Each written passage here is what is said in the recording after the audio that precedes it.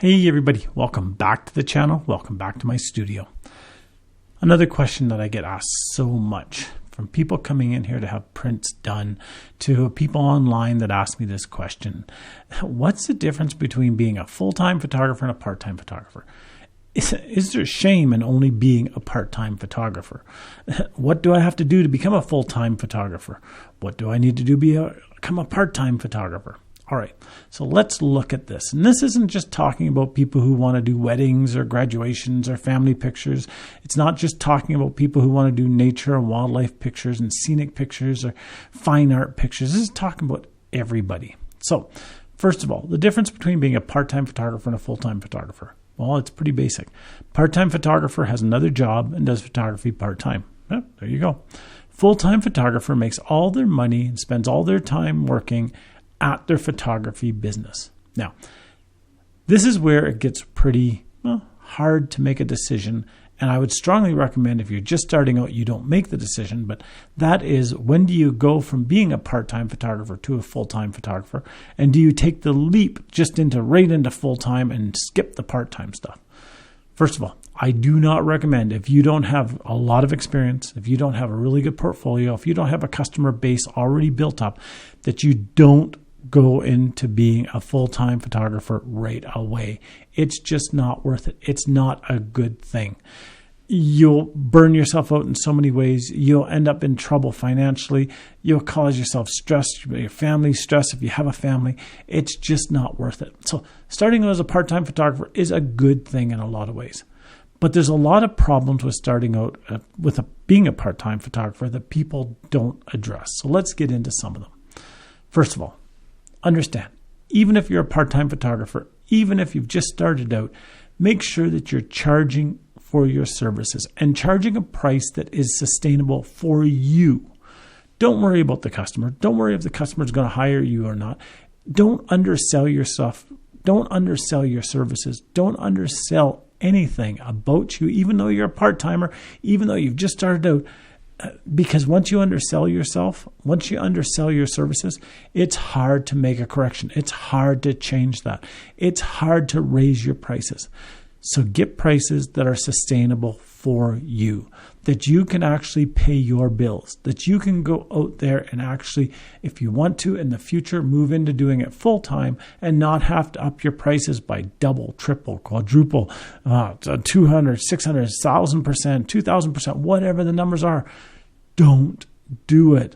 Sell your services for a reasonable price. And this is actually one of the areas that so many people come in here and apologize about. And they say, well, I'm just starting out. It's great if you're just starting out. Everybody has to start somewhere.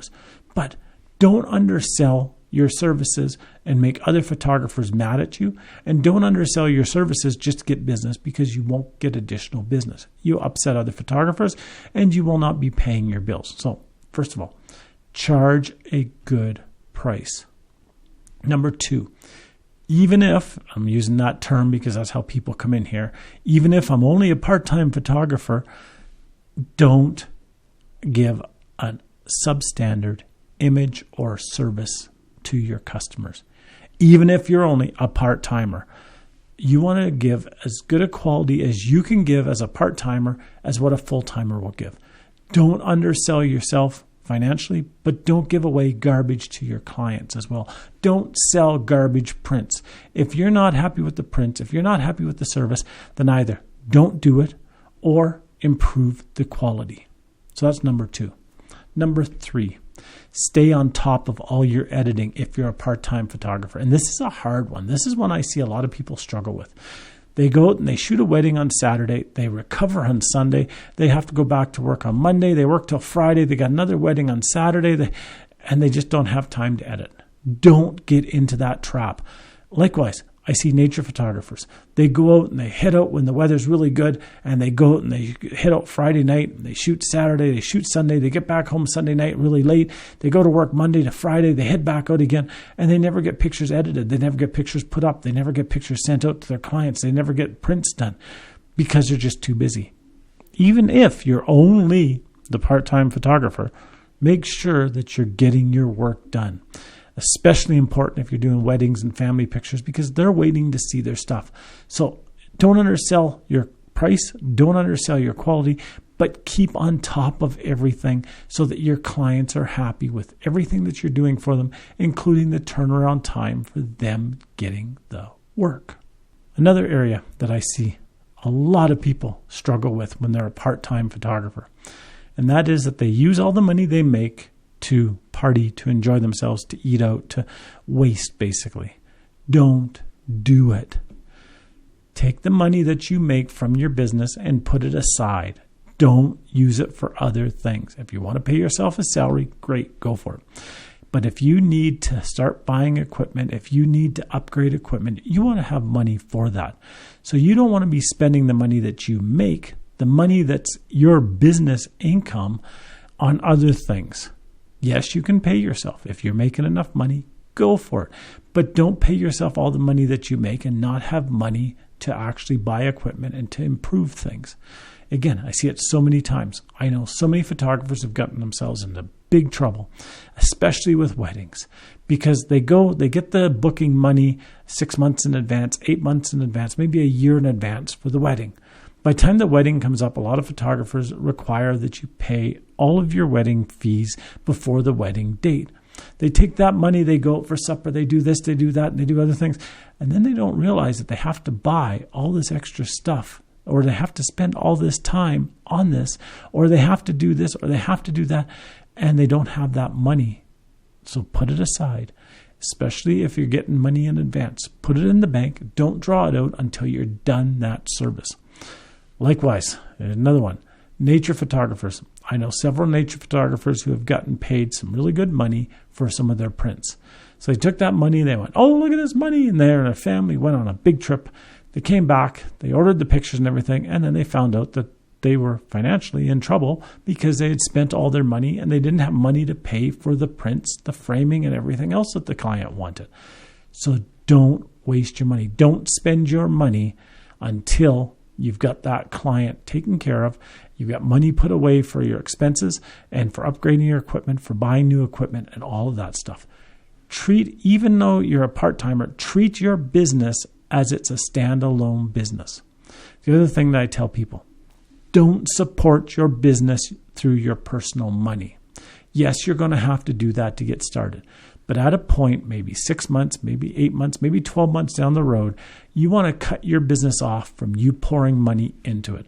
And you're going to want that business to stand alone by itself. If it can't stand alone, it's not a business. It's a charity. If you're begging people for money, it's a charity. If you're taking money, working 5 days a week and pouring the money into the buying camera equipment, into buying computers, into getting stuff printed, into whatever, if you're doing that, your business is a charity. Don't do it. Make your business stand on its own and take the money that your business makes, put it aside so it can do the stuff that it needs to do to keep your business afloat. Another area that people struggle with a lot, and that is they fall behind in everything with a part-time business when they're a part-time photographer. And I don't mean just the editing, but I mean everything. Backing up files. They fall behind on recording their income and expenses. They fall behind on cleaning equipment. They fall behind, and they just constantly are struggling to get caught up. I'm not talking just editing. I'm not talking just printing. I'm talking about everything with a business. When you have to file your income tax, you know when you have to file them. Keep all your stuff organized so that when that time comes, it's all done. When you get a wedding coming up on Friday, don't leave it until Thursday night to get your gear together. If you have a wedding on Saturday, don't leave it till Friday night to get all your gear together. If you have a family shoot Sunday afternoon, don't leave it until 2 minutes before the family shoot to get the gear together. And then be running around trying to get it, realizing that this isn't right and this isn't charged or this is broken. And I see people so often falling behind. Yes, it's hard. Been there, done that. You have to stay on top of everything when you're a part-time photographer. And it's just as hard when you become full-time. So get used to it now. If you're trying to become a full-time photographer, get good habits, get good systems in place now when you're smaller. So when you get bigger, you still are on top of these things. Another thing that I want to tell people, and this is a big thing, enjoy the time while you're a part-time photographer to learn. You can take time, because you have a full-time job and you don't need the income from your photography business. So if you start falling behind, don't book something next weekend. Get caught up that weekend. If you get in trouble with something, don't book something until you get out of that trouble. Get everything organized, stay on top of it, and enjoy the learning process, because once you become full-time, things change quickly. You all of a sudden have to pay all your bills for the business. You all of a sudden have to pay everything for your personal life. You all of a sudden have to stay on top of all the finances, all the filings, all the other stuff. So take the time now to get organized while you're a part-time photographer. Along with that, and this is a big one, stay on top of communication with clients and with potential clients. Return phone calls, return emails in a timely fashion. Even if you're only, and I'm using that again, even if you're only a part-time photographer, stay on top of it. Because guess what? If you alienate people by not returning their phone calls, by not returning emails, by not responding to them online, you're not going to get the business. So stay on top of everything when it comes to communication and be professional about it. Don't call a client when the kid's screaming in the background. Don't call a client when there's construction work happening on your house. Don't call a client when dishes are banging around at your house. Find a part of the house that's quiet and private. Return phone calls then. Return emails professionally. Return them so that they look like they came from an actual business and not just somebody working out of the backseat of their car. Stay on top of those things and be professional about it. Now, when you become a full-time photographer, a few things to consider. First of all, as a full-time photographer, once you quit another job, that doesn't mean that you've quit another job forever. You may have to go back to work. Sure, you may be doing really well now. 6 months down the road, all of a sudden income stops coming in from your business and you're no longer paying your bills. Don't cut yourself off from ever taking another job. You may have to go back to being a part-time photographer. There are seasons in photography when it gets quiet. Wedding season, it's insane. It's busy. You're shooting. You're getting caught up on editing. You're meeting with clients. You're doing all this stuff. A month after wedding season, it's boring. It is just, there's nothing to do. So you may have to, if you don't have families to shoot, if you didn't make enough money shooting weddings, you may have to go and pick up another job. So don't close the door to that possibility. Also, before you become a full-time photographer, make sure that you have some money set aside for expenses, for not only your business, but for yourself as well. I've heard it so many times. Make sure that you have 60 days worth of expenses covered in the bank for a personal and a business. I say it's even more than that. I say 6 months for both if you can do it. Because guess what? Things go up and down like a yo-yo in the business world and in a personal world. So make sure you have some money set aside. And again, don't look at the days of being a part-time photographer as something bad. Take the days of being a part-time photographer as a learning experience before you become a full-time photographer.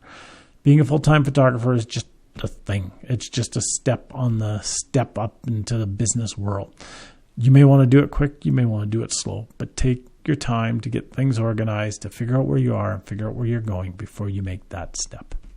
So until next time, have yourself a great day. Get out there, take some amazing pictures. And if you want to get into the photography world as a business, go for it. Have a great day. Talk to you soon. Bye-bye now.